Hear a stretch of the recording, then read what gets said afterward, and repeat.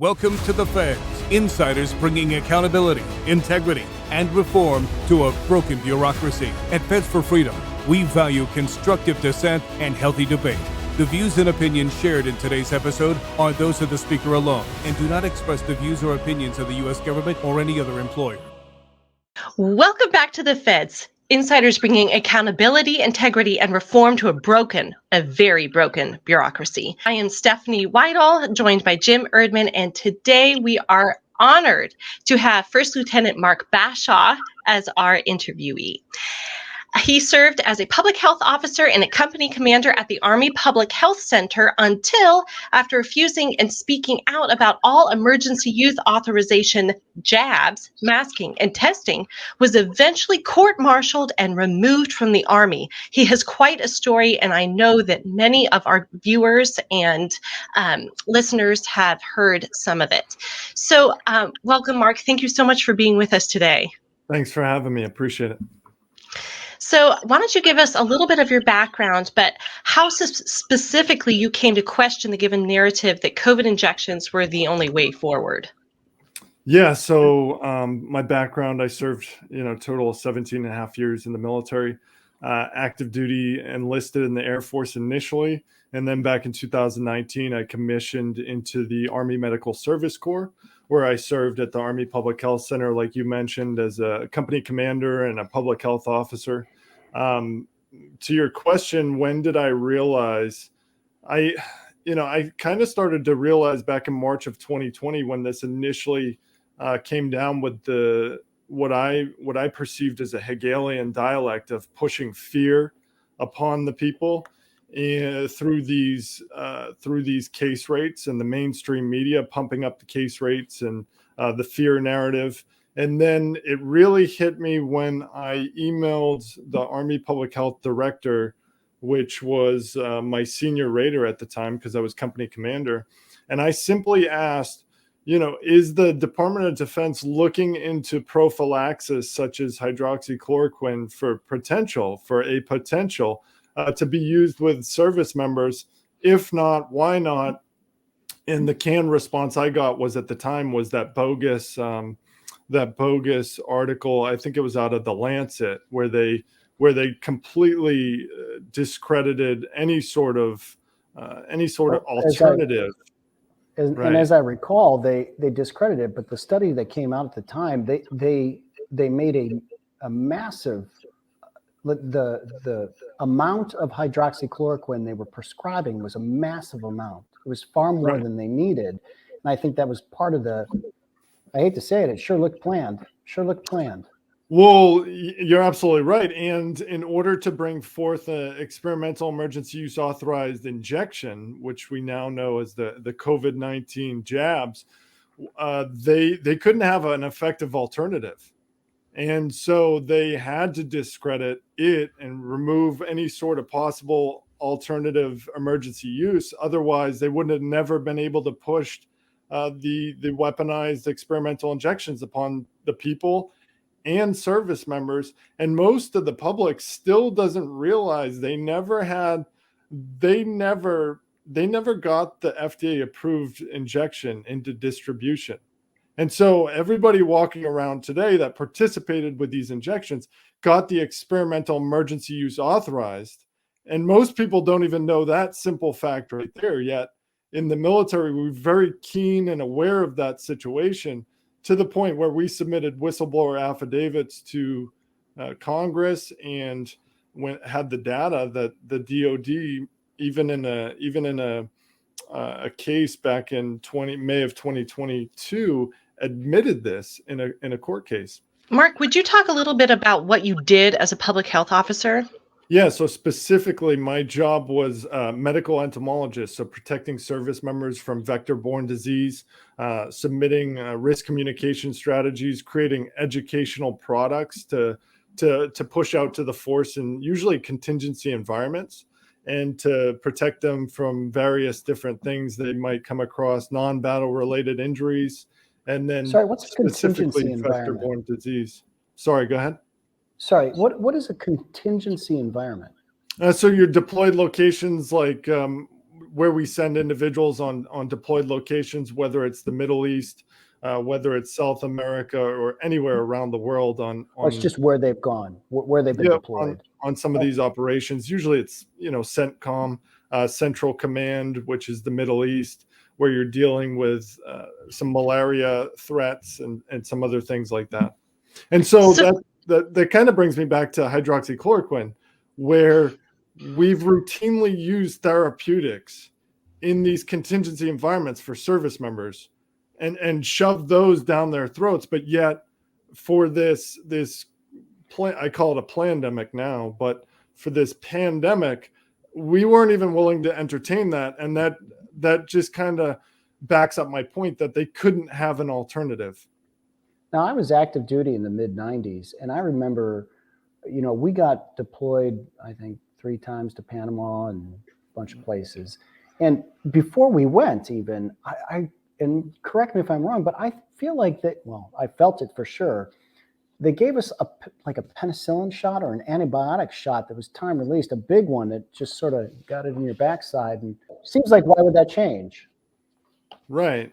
And why would we not entertain effective countermeasures versus go towards something that's just, it was clear that it was weaponized, and there was an agenda the DOD had the contract, so it was. You mean the policy was weaponized?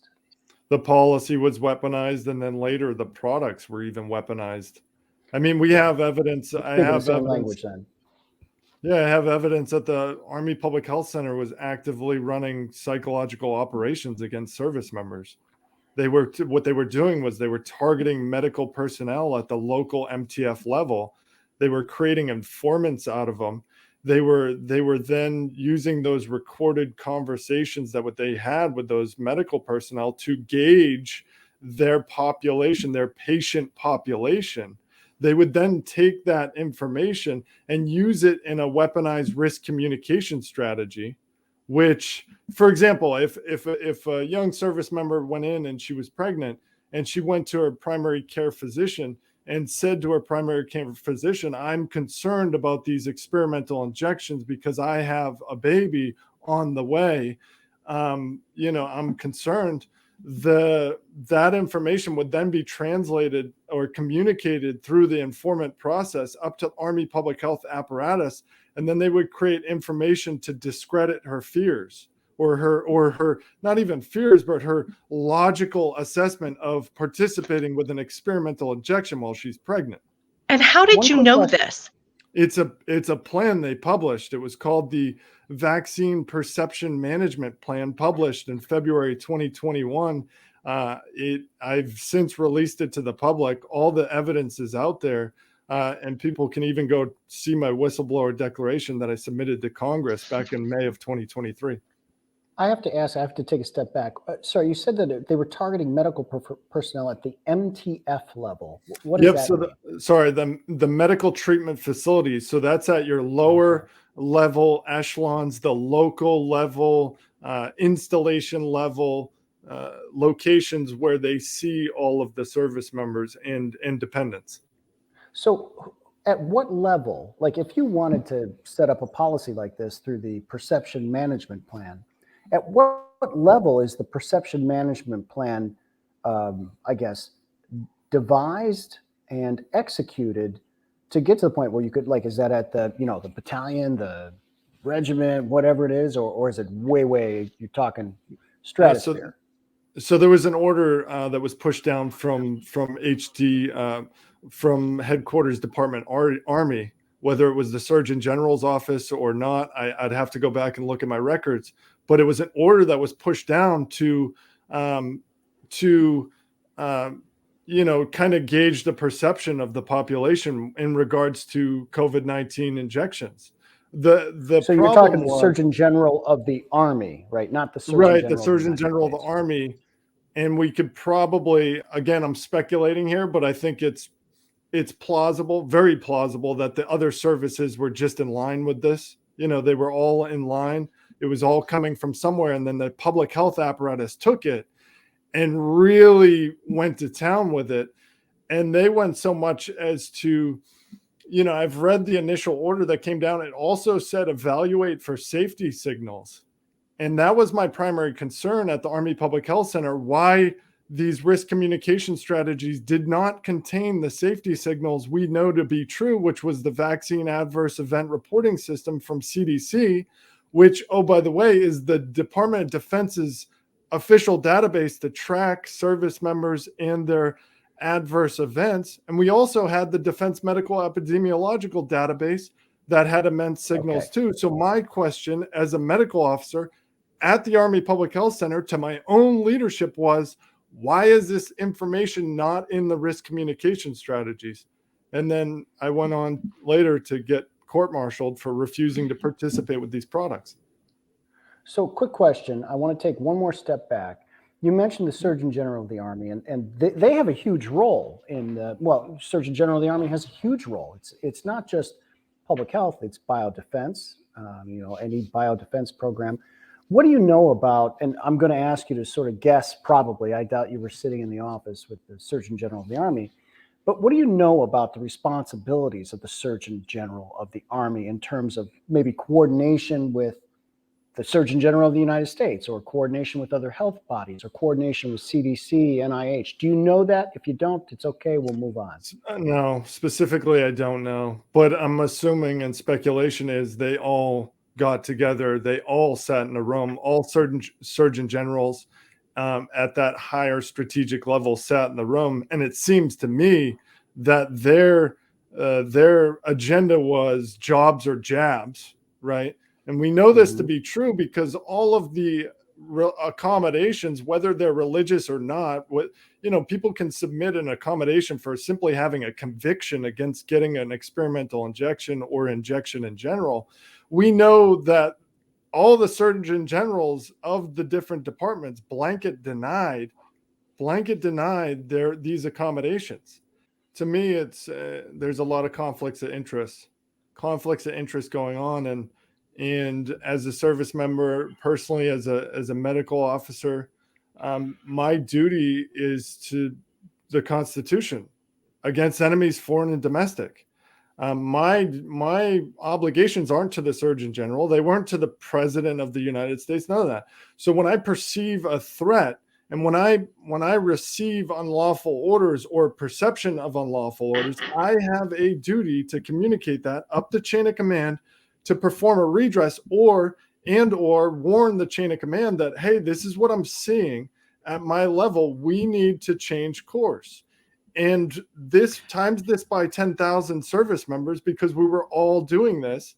And the leadership simply turned a blind eye and then went on to retaliate against all these service members. So March 2020, you started noticing that they were not seeking out other alternative methods as hydroxychloroquine. Ivermectin, but sorry, go ahead. March 2020 was when I saw the beginning of the Hegelian dialect, which is the immense push of fear. And we saw that everywhere. I mean, we saw that with the masking, with the precipice of closing businesses down. Here's what bothered me the most. As a service member, I've sacrificed for 17 years. I've done stuff I didn't want to do. And I've understood, there's things I don't want to do, but I do it as a service member. But when I saw the American men and women have to close their business down and force, masking and testing and these different things, I didn't sign up and wear the uniform. So anybody in the country was forced and coerced to do that. And so that's when I knew something was seriously wrong. Fast forward to July of 2020, when it was very obvious to me that it was going to be an injection that would solve the problem, is the rhetoric we were seeing in the military and then just in general. Yep, so that they talked about that right away with shots. It was an immediate, we have a vaccine coming for that. It's going to be safe and effective. Yeah. It's all going to go away after that. When did you put up a fight with the masking?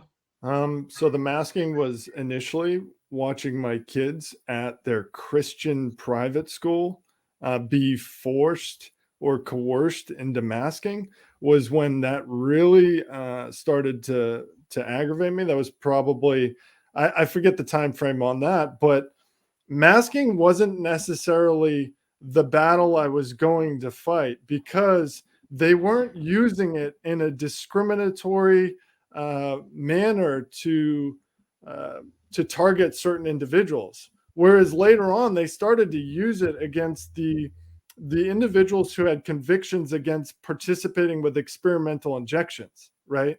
And so they would say, if you're quote unquote vaccinated, you don't have to wear a mask. But if you're, and this was well past the time where, as anybody with a logical brain knows, that masking wasn't working, right? This was well past the time. So they were just using it as another psychological operation through fear and separation, isolation, and all that things to get jabs in arms to increase uptake of the injections. And so that's when, and they also started doing that with the testing.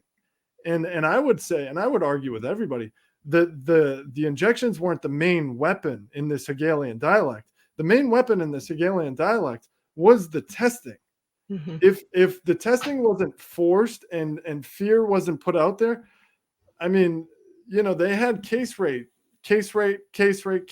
and then we know the hospitals were getting paid based upon positive outcomes of SARS-CoV-2, COVID-19, whatever you want to call it. So that's when I was like, I was fighting the injections, the fact that they were experimental emergency use authorized. But oh, by the way, so were the masks and so were the tests. And so I was like, wait a second, this is completely unlawful. We even have in the military a statute, a federal statute, that specifically says a service member must be given the option to accept or refuse. And then we look around, where are the approved injections? Oh, they're nowhere to be found. It's all emergency use authorized experimental. And why is that? Because the liability protections are solely on the individual, or the liability is solely on the individual who chooses to participate with those products. And the government, the person who injects the shots, or everybody else, per their statutes, is protected with liability protections per the this garbage PrEP Act. I'm going to step back a little bit further from our conversation. That you're a commander, you're an officer, okay? And what I find really refreshing, not that your pain and suffering is refreshing to me, but I've seen across the whole of the federal government now, sitting in the board of Feds for Freedom, I've heard all of these stories. But it's been very rare that an officer or somebody in a leadership management position took it upon themselves to fight this. You're one of the very few. And so I have to believe, I was one of the more senior officers at the CIA that fought this. I was a senior manager, but there were other senior managers floating around. Like, in fact, my boss was on this fight too. But there's so few. It had to have drawn some people towards you. I got to believe that. So were there junior, not just even officers, but enlisted who came to you asking for help? So there was a few that, voiced their concerns about what was going on. And I made it very clear that, we have a duty and we have an obligation, and we each swore an oath. My oath as an officer was different than the enlisted oath. However, enlisted service members take an oath as well. And if they perceive a problem to be, I always mentored them to communicate that in a proper manner to their chain of command. There are opportunities to avoid getting this experimental injection. It is experimental. I had a few at the Army Public Health Center come to me, but it was a very few. It was few and far between. But after I got banned from all Army public health facilities, and my story kind of got out there among the military community, I then started meeting other service members. And this was December of 2021, other service members who were in the same position, like Lieutenant Billy Mosley out in the Navy over in San Diego, we became very close because the same day I got banned from all of Army public health facilities, he got kicked off the USS Bunker Hill for refusing to participate with these weaponized products. So there was a huge, and still to this day, a really big connection with all of these individuals, including yourself, that took a stand. But I'm as a prior enlisted and an officer, I'm disappointed in the officers within our branches of government. What, they were in a position to be lesser magistrates and to stand in the gap and to protect their service members or to protect their government employees. And instead they threw us under the bus and to the wolves and literally watched us get destroyed. In fact, they were the ones that were attacking us. The weirdest thing for me was I went through SEER training back in 2014. I dealt with 546 days good training, but yeah. I dealt with 546 days of a SEER scenario. But the people coming at me were wearing the same uniform and had the American flag on their shoulder. They were calling me up to threaten me with Leavenworth imprisonment for not participating with experimental medical products, and we're medical officers at the Army Public Health Center. And I'm like, guys, we have the signals. Look at the signals. And they're just like, la, la, la, la, la. You're going to a court martial and we're going to destroy you. And I'm like, no, please don't sign your name on that paperwork. Like you're violating the law. It's clear. But, we're in a situation where there is no accountability at the highest levels, and you can't have accountability at the lower levels if there's no accountability at the higher levels. So we're dealing with this complete and utter belligerence. Did you have anybody come to you and say, hey man, I love what you're doing, but I can't do that. I've got a family. Because if I had a nickel every time somebody said that to me, I'd have a lot of nickels. Yeah, no, I had specifically had a CW5, which is, like a unicorn in the military. Very rare. Familiar. Yeah, And very rare. And why is that rare?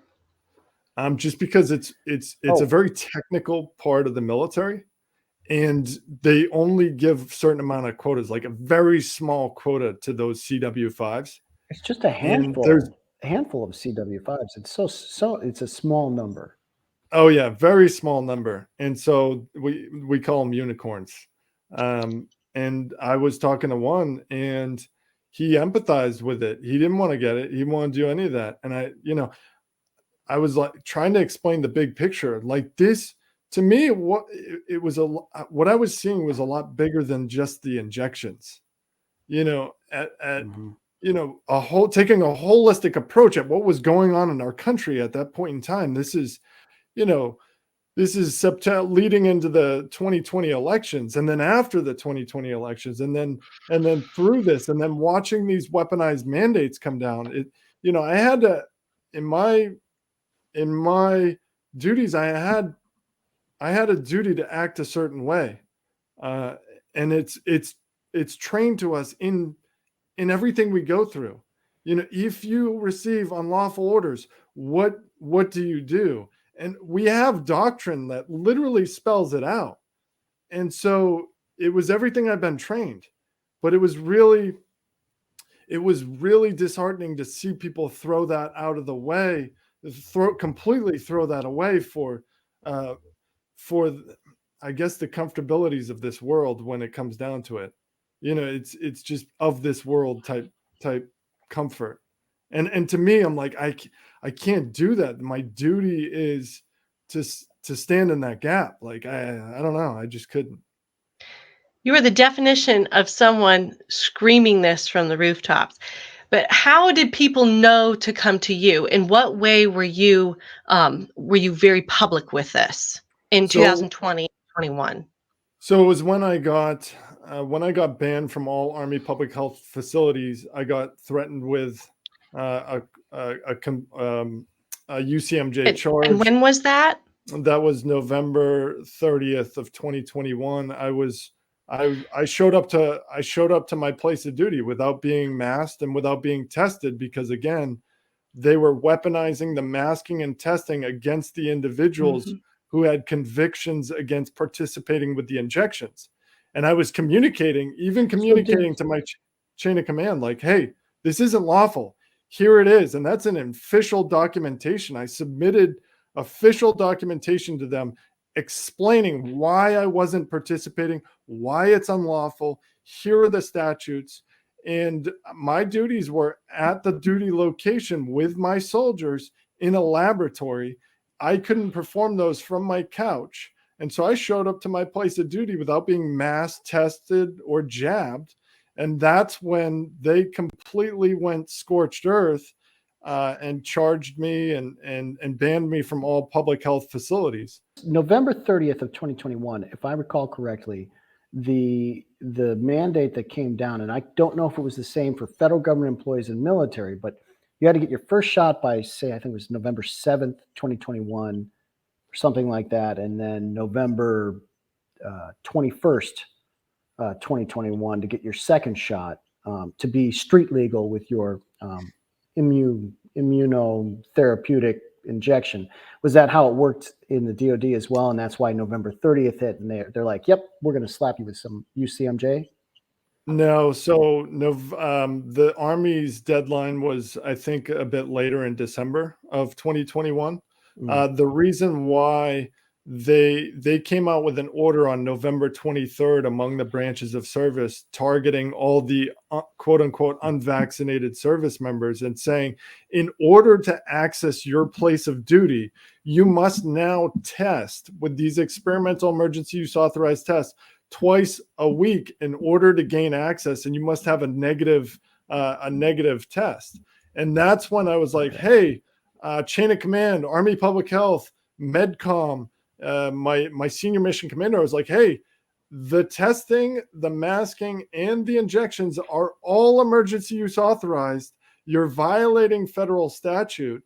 And I get it. Most people want to focus on the injections as being, experimental, but we have to remember the testing and the masking were also experimental. These products are not FDA approved. They never have been. They're, so, it was the same thing. And masking for right. Yeah, no, masking, for example, is an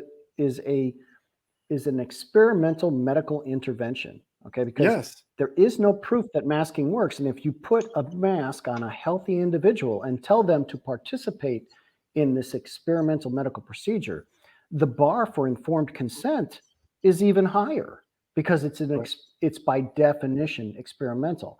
I had someone laugh at me when I said that to him, but I was like, why are you laughing? I'm being 100% serious. You're asking us to engage in an experimental medical procedure. So you are, you're preaching to the choir here. I'm sorry about your friends back there in the military. No, you're absolutely right. And there was the federal statutes that covered basically everybody, not just the military. We have specific one in the military, but everyone had to be given the option to accept or refuse the masking, the testing, and the injections, and nobody ever was.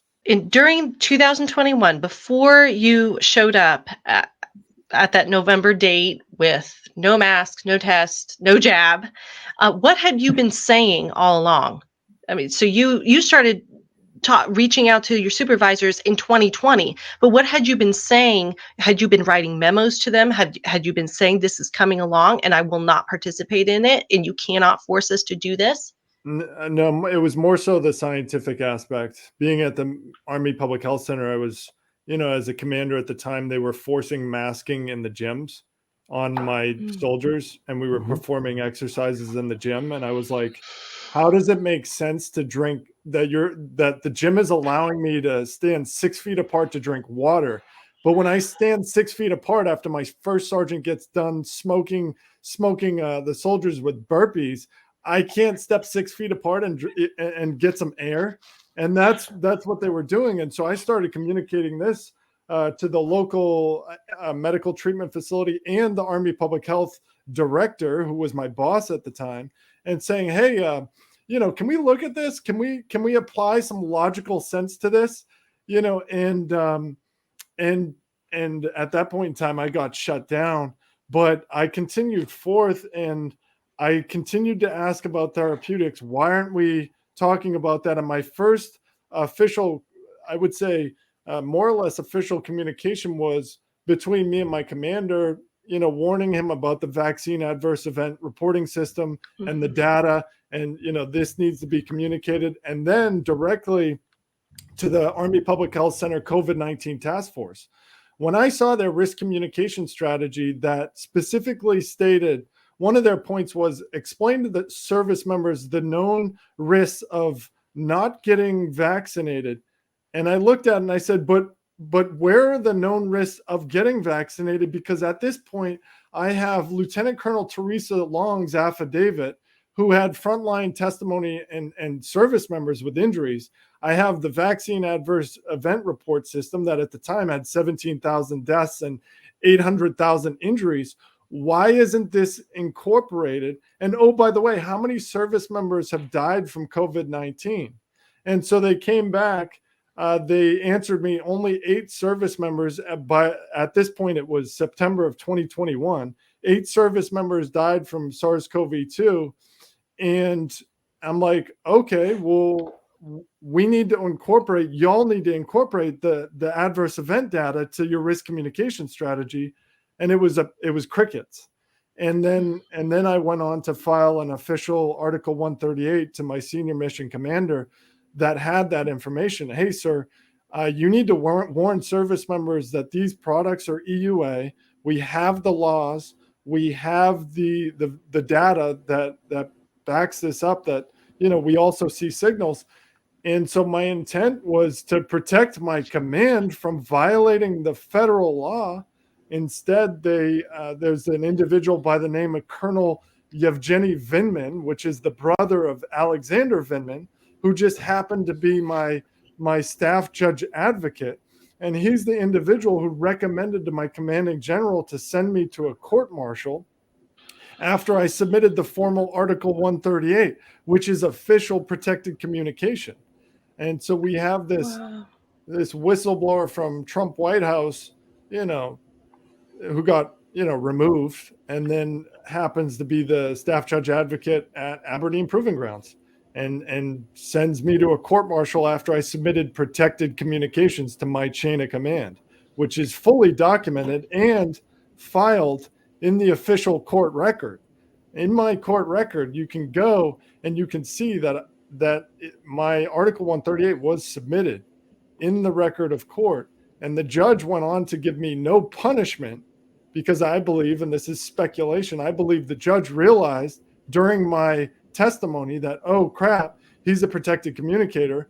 I'll give him no punishment. I'll even recommend to the commanding general to drop everything, in which the commanding general didn't do.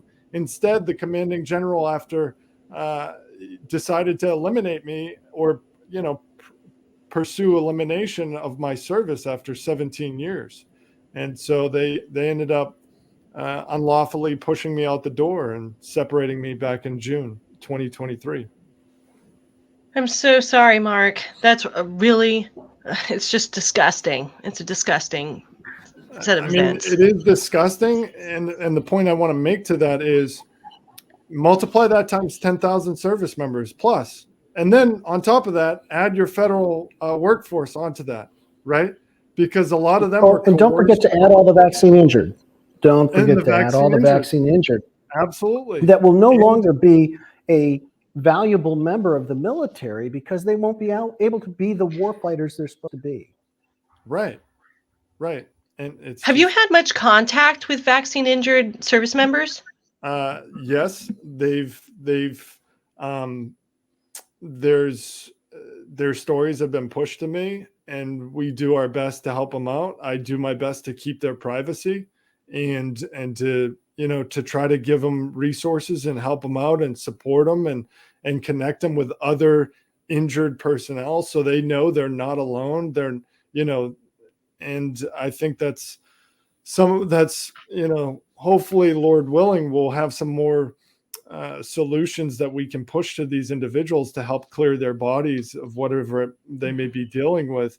But right now we have an executive branch that still doesn't recognize, or for the most part, doesn't recognize the injured, which is startling to me because we have the executive branch's own data that supports an immense increase in these ailments of service members. Well, and there was a recent, I think it was a FOIA that came out detailing how in 2021, prior to the mandate, the executive office was fully aware of the myocarditis events that were occurring. And they coordinated with, I think it was CDC and the other health agencies on how to handle the PR related to, and this just came out, I think, a month ago. So it makes it even more, well, frankly, disgusting if they're busy trying to figure out how to spin vaccine injury for DOD, federal government employees who were in an age group that were not really at risk from COVID-19. Right. It's disgusting. Right. And that goes along the lines of the psychological operations that were actively taking place. Yep. So you worked in this public health. Out of curiosity, were you able to collect, like, for example, data on transmission occurring or like data on cases? Yeah, I know a number of people in different agencies and departments, they actually were able to collect it up and they presented it to the seniors and said, hey guys, I hate to tell you this, but it sure looks like the vaccinated are getting the brunt of this. Well, so that's the problem. Catching it. So that's the problem, right? I actually worked right next to the individuals, the laboratory, the individuals in our cubicle section that were testing for these pooled samples that were coming out of different places around the Army. And I overheard them one day, and it makes sense. They were kind of confused as to why we were only targeting the unvaccinated for testing later on when the injections came out, and why we weren't testing everybody, or at the very least making it an option for everybody. Hey, if you're going to come into your federal building, it's an option, if we're following the law, right? But no, they would specifically target the ones that weren't. And therefore you couldn't, from where I was sitting, you couldn't get an accurate reading when you're only testing one part of the population. And again, it goes back to, if we look at the testing and we look how the testing was manipulated, and I was working with a whistleblower out of the Army Public Health at Fort Meade. He was running the testing, the PCR testing on these tests in a clinic. And they were running, the standard for the Department of Defense was 45 cycles. So for the public out there, the average person that doesn't know what a PCR cycle rate is, it's the magnification they put on these tests to look for whatever it is they're looking for. And if you go, from what I've heard and from what I've read, if you go higher than anything more than 19, you're gonna get false positives. And so the fact that the Department of Defense and many other agencies, including the hospitals, were running these at an astronomically high cycle threshold created an immense amount of false positive. And that's why I say the testing was the initiation of the Hegelian dialect, because they used that false sense of a case rate to push the fear upon the people. And then that's not even including these rapid antigen test kits they handed out like candy to the average person to shove up their nose and to poison themselves with the reagent, which the reagent for, again, just kind of layman's terms here, the reagent was something you used after you dipped your nose with their swab. You put it in the reagent. Well, some of the reagent was sodium azide. Sodium azide is a deadly chemical. And if you're sending these experimental kits home with your average parent or even kid, and they get a hold of the sodium azide and drink it, we now have a poison control situation on our hands, which has happened multiple times, even in the government's own data, shows that people have actually died from the testing kits. That's why my intent was so strong to warn leadership that these products, all of them, are experimental, and we need to follow the law and give service members the option to accept or refuse. From my experience, there's one time I specifically remember when I was commander, I saw the paperwork for a service member that died, and on that paperwork, I saw that this individual came through as a COVID death, but the first thing on there was meningitis. And then there was like 3 more other comorbidities. The last thing on there was COVID-19, and it took 3 tests for that individual to pop positive. 3 tests. So the first 2 tests, he popped negative. On the 3rd test, he popped positive. And I guarantee you the military used that as a case rate. Oh, we've got one that died from the injections. And also there's a coinciding of the increased death of service members and the rollout of the injections as well. Major Beckerman from the Air Force did an excellent job, laying this out on a timeline with the timeline of the injection mandate. I'm laughing because it's absurd that the military would lie like that when you're talking about somebody's life. Yeah, it's incredible to me to see and to witness firsthand how incredibly bought in everybody was to this, and the especially in the medical community or a science community in general, where the scientific method was completely thrown out the window, completely thrown out the window, and it turned into a 100% psychological operation at that. I mean, from the onset, really. What did you see coming from the Army in dealing with the psychological aspect of all of this? I mean, that was specifically targeting the attitudes, beliefs, concerns, and there was one more, the perceptions, the attitudes, beliefs, and concerns and perceptions of individual service members, right? That was the target. That was the focus.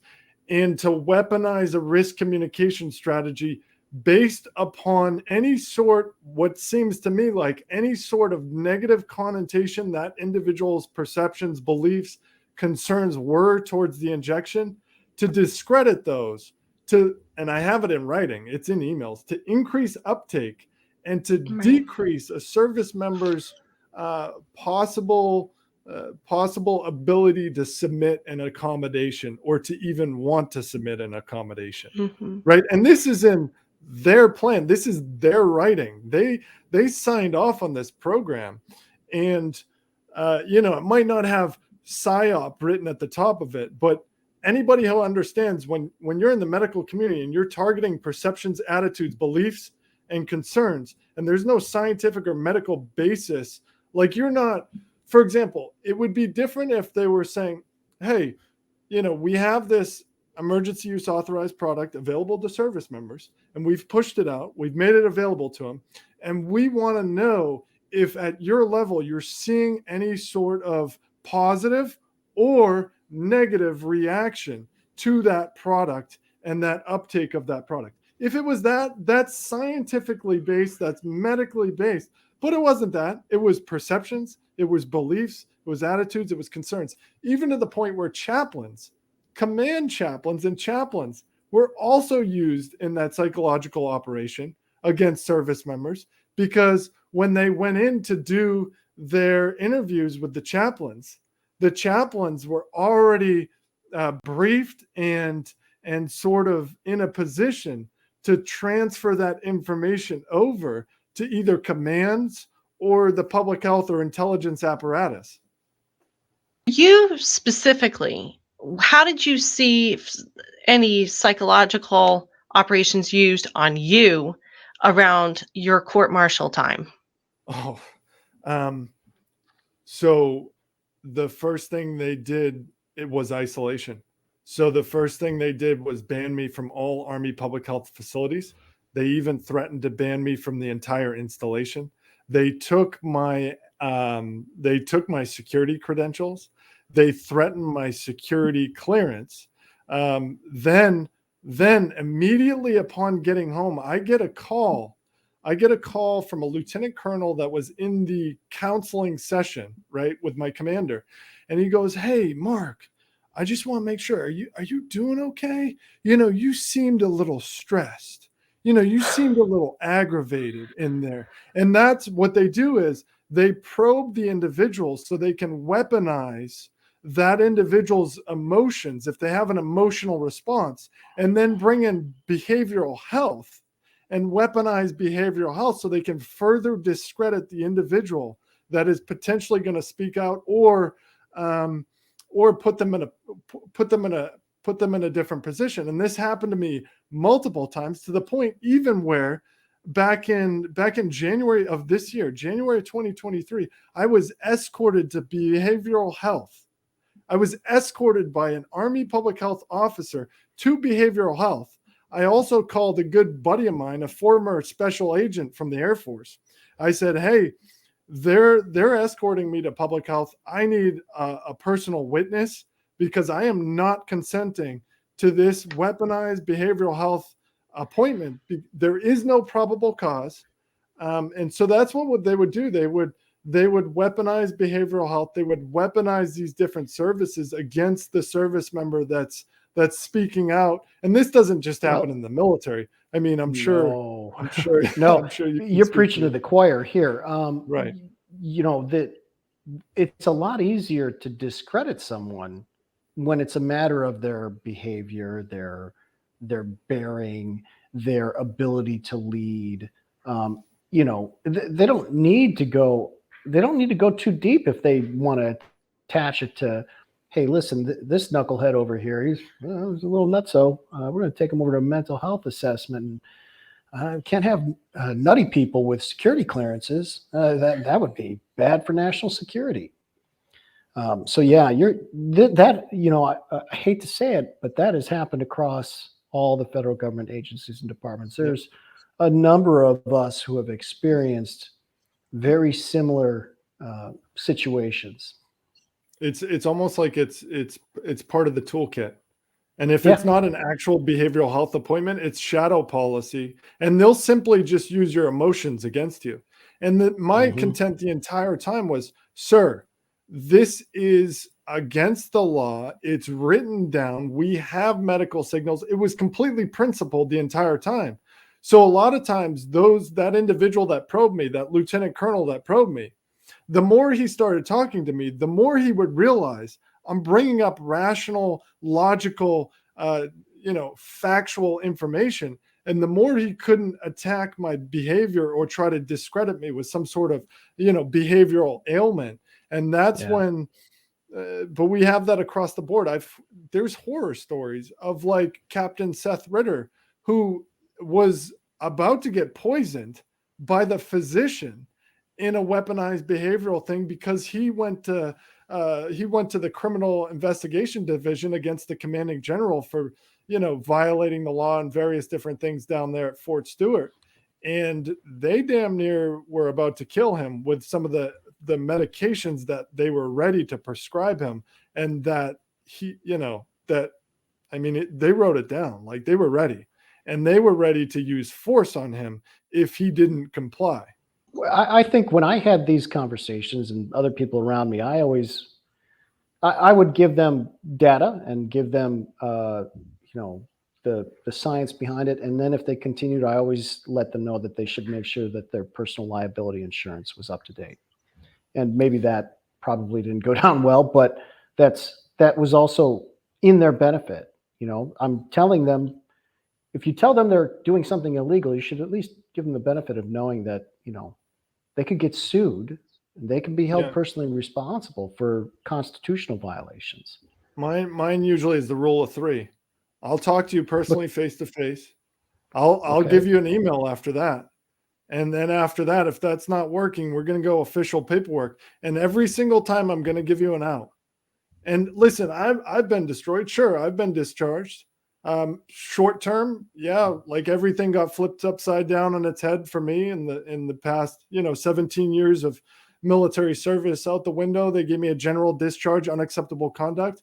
But medium to long term, the fact that they signed off on their own crimes doesn't go away. I have the receipts. They're in multiple locations. I mean, it's public now. It's in a court martial. Their public admission of violating the law is documented in a court martial, United States v. First Lieutenant Mark Bashaw. So, and that's the thing too, that's the other thing that makes you a little bit different, the court martial. A lot of these administrative actions happen below the level of a court martial. A court martial, maybe you can talk about this a little bit more. Doesn't that establish some case law? I mean, I guess the military version of case law that can be used in future litigation? No, you're absolutely right. It should, but the judge determined the order to be lawful, and even in his lawful statement, misread the entire federal statute. But here's the thing: because they gave me no punishment, that destroyed my appeal opportunities. So all my appeals after that were purely discretionary. I appealed all the way up to the Army Court of Criminal Appeals. I appealed to the Judge Advocate General of the Army, and they all ignored the federal statute that protects service members. And I even went further after that, after exercising all of the chain of command. I emailed directly to the Secretary of the Army herself. And I said, ma'am, here is everything. I submitted a 20-page memorandum for her to make. She had the justification. They all had the justification to do the right thing. And they all decided it would be easier to destroy the public health medical officer, probationary first lieutenant from the Army Public Health Center than it would be to follow the law. Mark, you have faced incredible darkness. I mean, the military people around you are saying, I am above the law, or that this policy, this memo, this mandate is above the law. And that is not correct. That is not right under the Constitution, under our rights. Why you?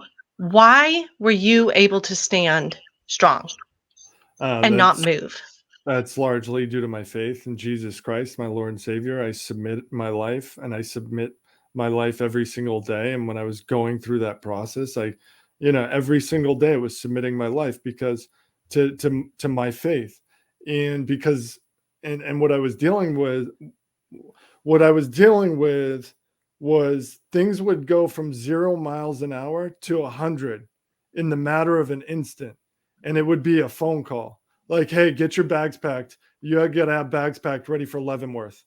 I'm like, oh, okay. Can you send that to me in an email, please? It would go 0 to 100. But they didn't understand who I worked for. They have no idea who I work for, and it's not of this world. It's my Lord and Savior. It's God, and that's what kept me strong through this. It's just putting my faith above everything, but my faith, it aligns with my duties. It aligns with being a lesser magistrate and pushing forth and standing upon the individual rights that we all possess, but also my duties in protecting and securing the Constitution. Like, nothing I was doing was I perceived to be outside of that. There was times where I had to be defiant. I had to defy. It was part of my duties to defy. But going through that process, it was my faith. How's your family held up? And if you don't want to answer, that's fine too. It's just, it's a rough go sometimes. Yeah, it was. My wife's also active. She's still active duty, and she was having to deal with some of the same things. And that's, for the audience out there, that's the stark contrast in some of these commands out there.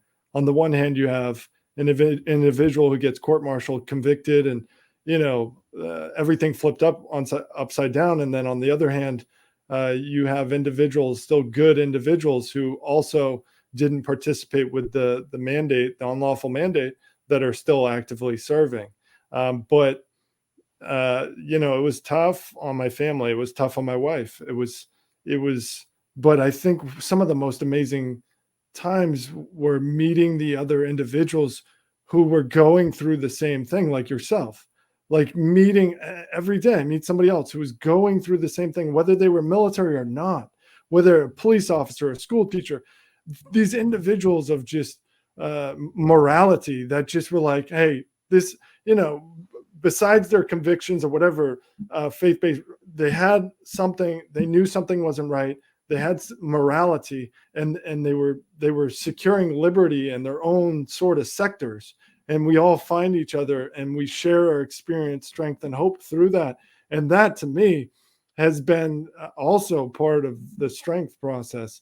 I mean, some of the individuals I've met along the way are just, incredible individuals like yourself who, just want the people to know what's going on, and give them the best information possible to make the right choices. Well, two questions. What are you doing now? And do you think you were preferentially targeted because you were part of the public health establishment for the Army? Yeah, absolutely. They had to. They had to. Well, there might be more to the story that I'm not privy to. And also my commanding general was in charge of all, he was in charge of all biodefense vaccine distribution for the entire Department of Defense, come to find out. And his SJA was Yevgeny Vinman. So, and I was a public health officer speaking out against this. So it was, to me, my perception, my speculation is they couldn't have me around. They had to get rid of me as fast as they possibly could by any means necessary. And to your question, what am I doing now? Currently, I'm a homeschool dad. I take care of my kids. I teach my kids. We try to, I'm living in Texas, which is a pretty homeschool friendly state. And so I'm raising my kids to understand that, their rights as individuals, and just give them some knowledge and try to homeschool them for now. I love that.